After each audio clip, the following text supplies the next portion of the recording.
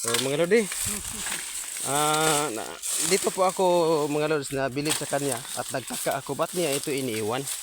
Ayan mga lods, oh, yung uri ng tubo. Ayan po ay tinatawag sa amin ito na 99 or 999. So yan po ang variety niya mga lods.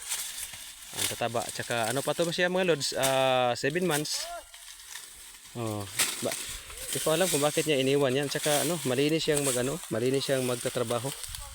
Wala masyadong truss o mga dahon-dahon ng tubo dito sa dala niya kasi ayaw daw niya na medyo madahon yung dinadala niya para daw nga pagbuhat niya sa tubo, yung tinatawag namin na maliliit na dapaw ang tawag sa amin kasi yan ang tumutusok-tusok sa balat.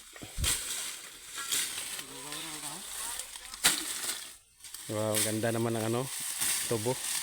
Naman ito. Kung ingani guro ka ko ingani ka ano bang usa na magtapas na ba? Ingani na tanan. Oh, gisulod. Triple ko sa ano. Ha? Katrak guro. 999 gani oh. 15 guro. Iske. Mamatay ka. Iske.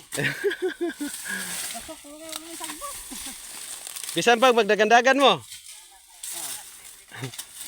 Libang na sa kampo. Okay, kitaanan mo kayo. So mga lods, dire na ko tabi ako ang video mga lodi. Daghang salamat sa panood sa aking video dito sa Jake Vlog. Bye bye.